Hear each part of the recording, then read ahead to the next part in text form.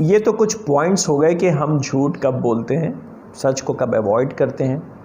अब हम बात करते हैं कि सच बोलने के फ़ायदे क्या हैं। सच बोलने का सबसे बड़ा फ़ायदा मैं आपको बताता हूँ। जब कोई मकान बन रहा होता है तो आपने देखा होगा कि उसकी नीचे पहले बहुत गहरी खुदाई होती है, उसके अंदर बहुत सारी चीज़ें डलती हैं, सरिया डलता है, रेती डलती है, बहुत टाइम लगता है उस बुनियाद को भरने में। और उस टाइम के बाद जब वो बुनियाद भर दी जाती है, उसके बाद बिल्डिंग आपको तेज़ी से उसके ऊपर बनती हुई नज़र आती है। बिल्कुल इसी तरीके से ये जो इमारत है, ये इमारत आपकी शख्सियत है, आपका किरदार है। और इस किरदार को बिल्ड करने में इसकी जो बुनियाद है, अगर आपको सच्चाई पर डालेंगे, मेहनत तो आपको करनी पड़ेगी, आपको वक्त लगेगा, मगर एक दफ़ा अगर ये बुनियाद सच्चाई की बुनियाद पर बन गई तो आप यकीन करें कि आपकी जो इमारत है वो बहुत मजबूत खड़ी होगी और कोई भी ज़िलज़िला उस इमारत को नहीं गिरा सकेगा। तो सच बोलने का सबसे बड़ा फ़ायदा ये है कि आपका किरदार बनता है। सच बोलने पर लोग आपके कैरेक्टर को सच्चा जानते हैं और समझते हैं। इस चीज़ से कुछ याद आया होगा आपको यकीनन कि हुज़ूर सल्लल्लाहु ताला अलैहि वसल्लम को कुफ़ार और मुशरिक भी सच्चा जानते, सच्चा मानते और तस्लीम करते थे। हुज़ूर सल्लल्लाहु ताला अलैहि वसल्लम ने जब उनसे पूछा कि अगर मैं तुम्हें ये बताऊं कि पहाड़ के उस पार से एक लश्कर आ रहा है, तुम पे हमला करने वाला है, तो क्या मेरी बात पे यकीन करोगे? तो कुफ़ार और मुशरिक सब ने बोला हम आपकी बात पे यकीन करेंगे। ये होता है किरदार सच बोलने का। ये आपका किरदार डेवलप करता है अगर आप सच्चाई को अपनाते हैं। तो लोगों को ये पता होना चाहिए कि अगर अहमद के कनपट्टी पर यहाँ पे कोई बंदूक भी रख देगा तो वो झूठ नहीं बोलेगा।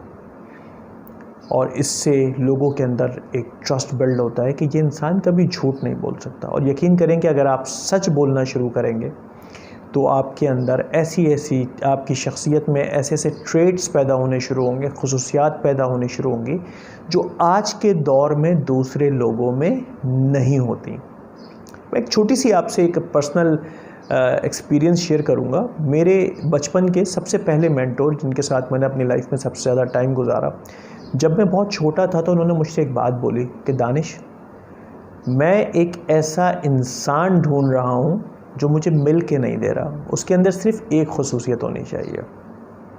मैंने उनसे पूछा कि आप कैसा इंसान ढूंढने की कोशिश कर रहे हैं? कहते हैं मैं एक ऐसा इंसान ढूंढ रहा हूँ जो कभी भी झूठ ना बोले।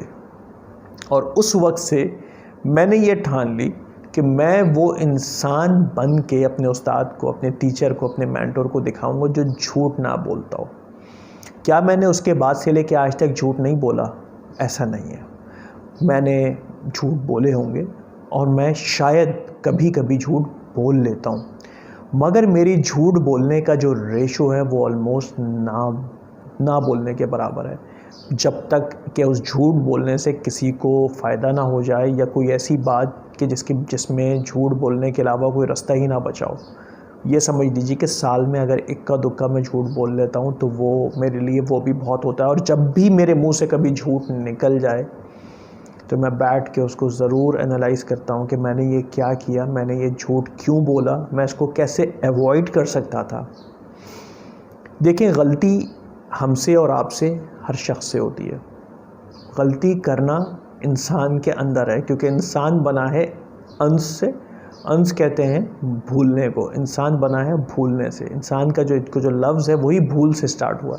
तो हम और आप गलतियाँ करते हैं, हम और आप झूठ बोल सकते हैं, मगर आपको अपने अंदर एक ऐसा मैकेनिज़्म बनाना होगा जो आपको झूठ, अगर आपने कभी झूठ बोल भी दिया है तो फ़ौरन आपके अंदर का अलार्म बजे, टन टन टन टन टन टन टन, जैसे स्कूल की घंटी नहीं बजती थी, और आप उसको एनालाइज़ करें कि मैंने ये झूठ क्यों बोला, क्या मैं इस झूठ को अवॉइड कर सकता था?